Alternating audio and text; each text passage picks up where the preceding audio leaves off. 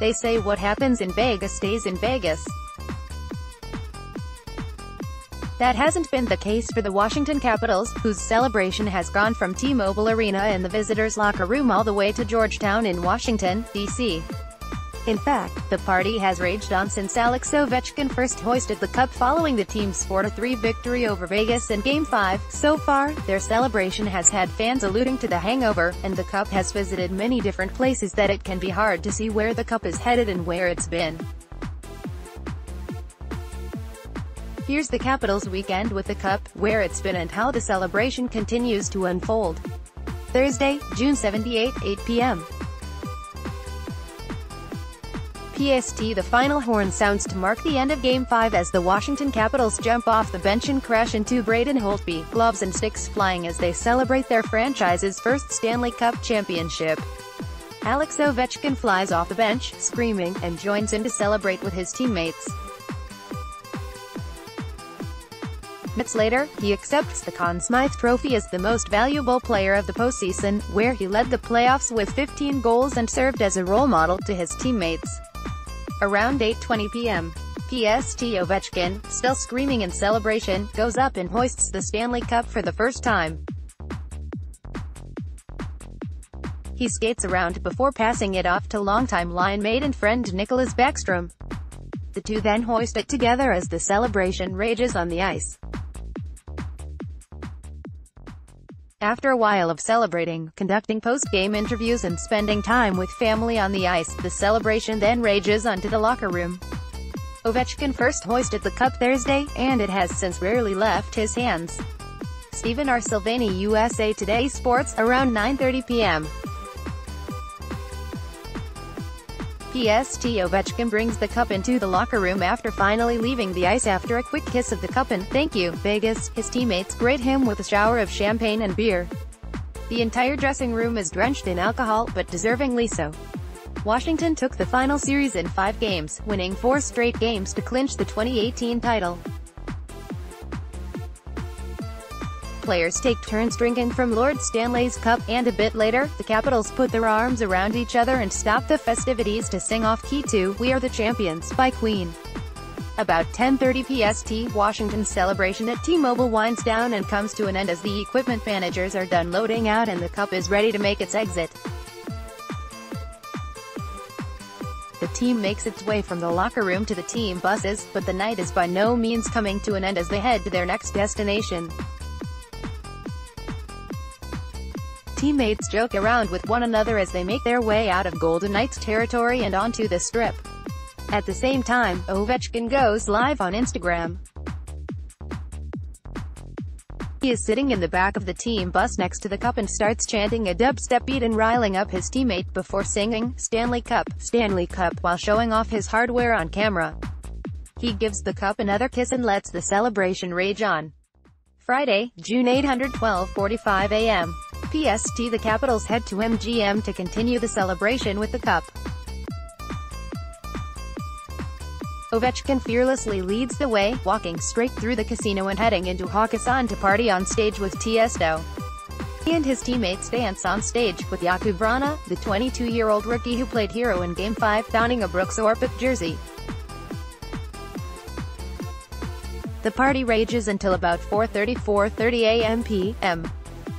Washington returns to the East Coast Friday, flying into Dulles International Airport. They carry the cup off the team plane, welcoming the cup to its new home, Washington, D.C. The cup briefly visited D.C.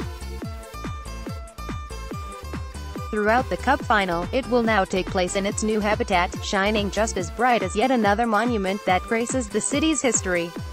At some point in time, the Capitals take the time to appreciate Arlington's police department and first responders. Congratulations at Joshi77, at Tom_Wilso and the at Capitals, 2018. As the Capitals arrive at Don Tito in Arlington, Virginia, close to their practice facility, Kettler Capitals Iceplex, Tekanan2 celebrating with a private party. Lord Stanley is of course still along for the ride. Tom Wilson takes the trophy from its black case and carries it into the club. The night again includes Ovechkin hoisting his latest trophy proudly, with more players taking drinks out of the cup as they pour champagne and booze on the celebrating fans below. Saturday, June 9, 1 a.m. As the Capitals make their way to Nationals Park for the Nats game against the San Francisco Giants, where they are to present the cup to fans as Ovechkin throws the game's first pitch.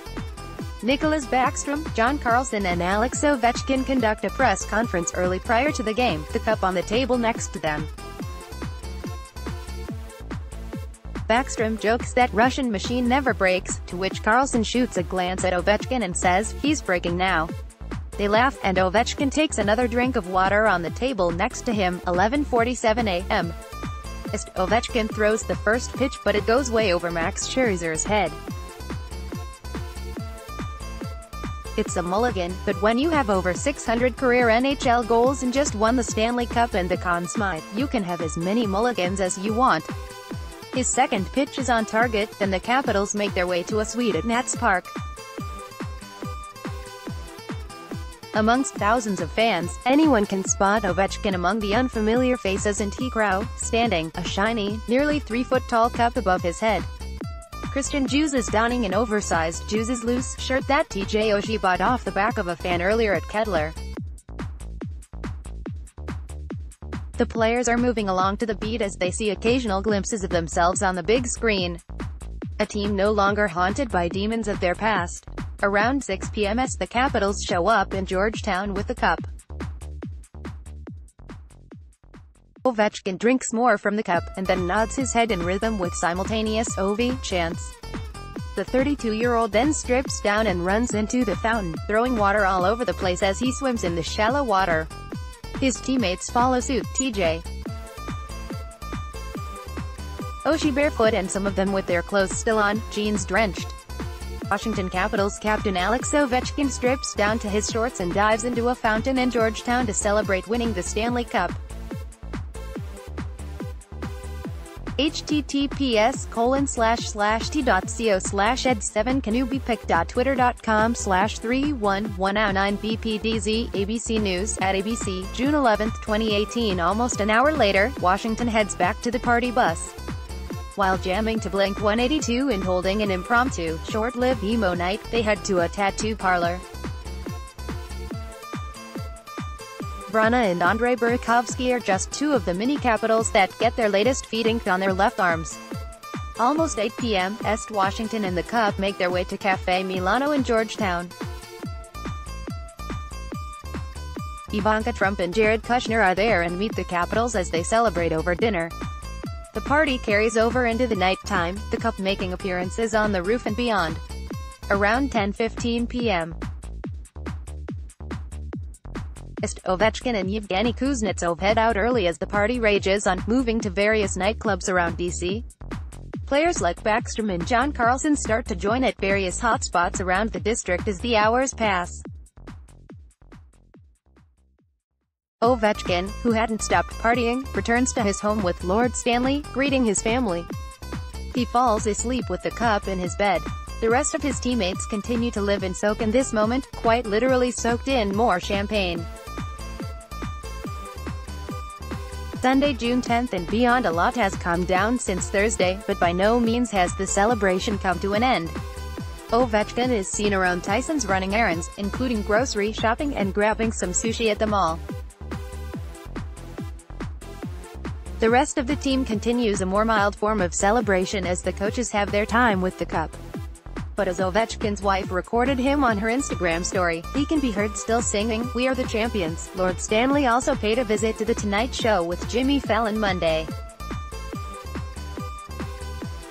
The Capitals will hold their Cup parade at 11 a.m. Tuesday in D.C., culminating with a rally on the National Mall. But even though the wild weekend has come to a close, this won't be the last time the team parties with the Cup.